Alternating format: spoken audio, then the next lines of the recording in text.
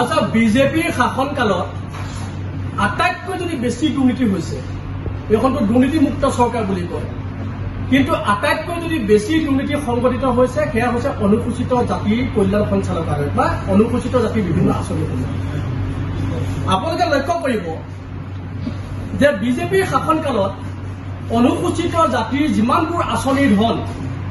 সেই আঁচনিৰ ধনসমূহ গুগ্ৰাসে গিলি পেলোৱা হৈছে অনুসূচিত জাতিৰ কল্যাণৰ নামত কেৱল মন্ত্ৰী আমোলা আৰু ঠিকাদাৰ এই সকল লোকৰহে কেৱল কল্যাণ কৰি থকা হৈছে আপোনালোকে গম পায়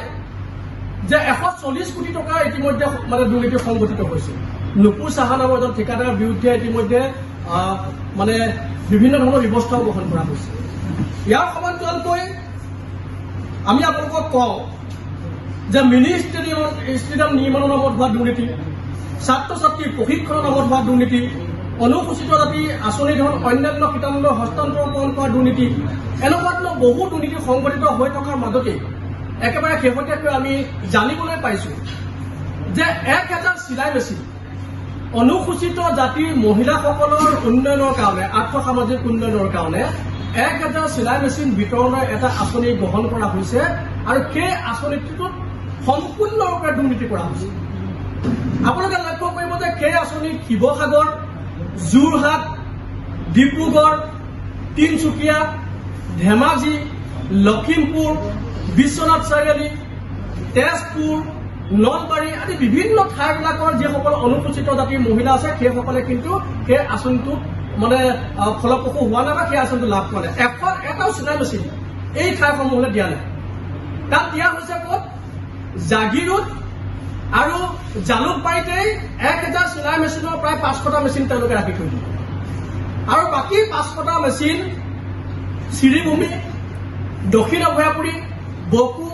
ৰহা এনেকুৱা কেইটামান ঠাইত যিকেইটা ঠাইত আচলতে তেওঁলোকৰ সুবিধা হয় সেই তেনেকুৱা ঠাই কেইটামানত দি তেওঁলোকে গোটেই আঁচনিটো হৰপ কৰি থৈ দিয়ে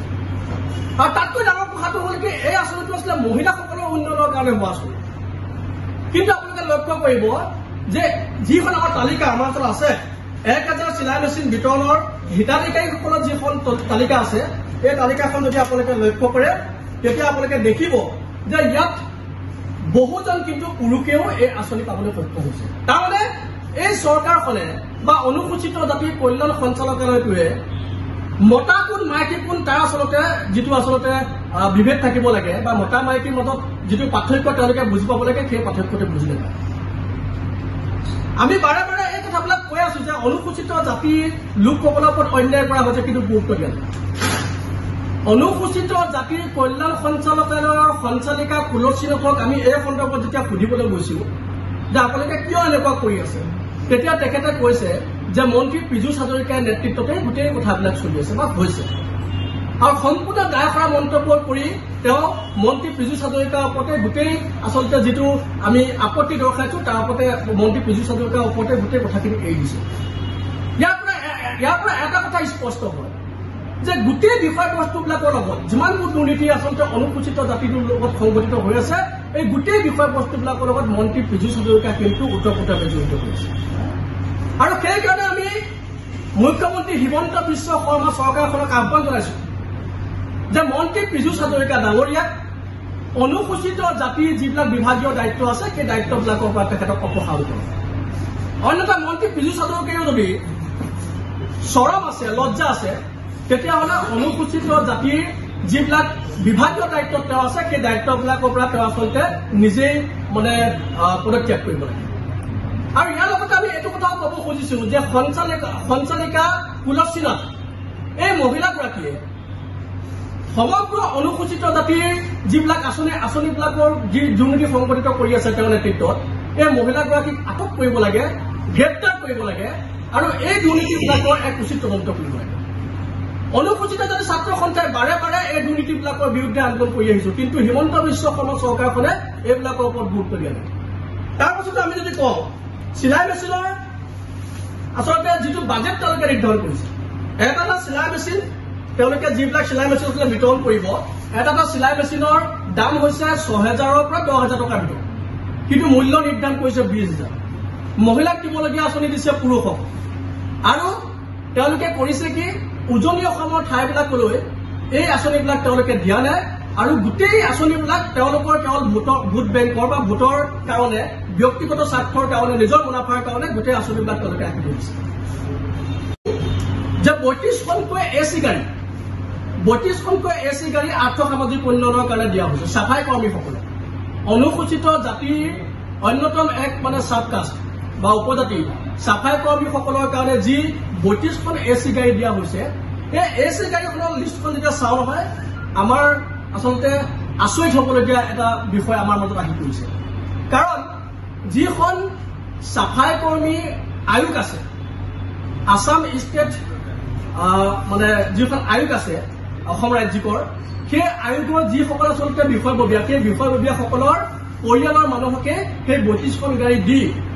শিৱসাগৰ যোৰহাট বা উজনি অসমৰ বিভিন্ন ঠাইবিলাকৰ যিসকল অনুসূচিত জাতিৰ লোক আছে এই লোকসকলক কিন্তু এই আঁচনিবিলাক দিয়া নাই সমগ্ৰ বিষয়বস্তুৰ পৰা এটা কথা স্পষ্ট যে উজনি অসমত থকা যিসকল অনুসূচিত জাতিৰ লোক এই অনুসূচিত জাতিৰ লোকসকলক এই চৰকাৰখনে চৰম প্ৰতাৰণা কৰিছে ইতিমধ্যে সমষ্টি পুনৰ নিৰ্ধাৰণত সেই কথাটো তেওঁলোকে স্পষ্টভাৱে প্ৰকাশ কৰিছে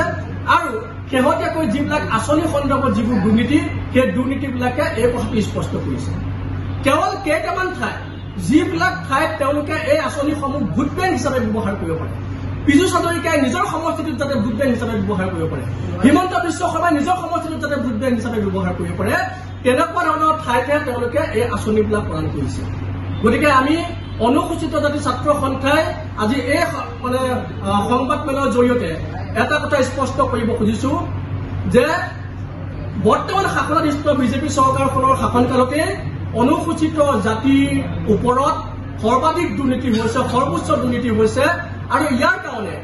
অনুসূচিত জাতিৰ বিভিন্ন বিভাগৰ বিভাগীয় দায়িত্বত থকা পীযুষ হাজৰিকাক এই দায়িত্ববিলাকৰ পৰা অপসাৰণ কৰিব লাগে আৰু তুলসী নাথ নামৰ এই সঞ্চালকগৰাকীক গ্ৰেপ্তাৰ কৰি এই গোটেই দুৰ্নীতিবিলাকৰ ওপৰত উচিত তদন্ত কৰি অনুসূচিত জাতিৰ যি ন্যায্যিক অধিকাৰ এই অধিকাৰ কিন্তু প্ৰদান কৰিব লাগে আৰু এই দুৰ্নীতি অতি শীঘ্ৰে বন্ধ কৰিব লাগে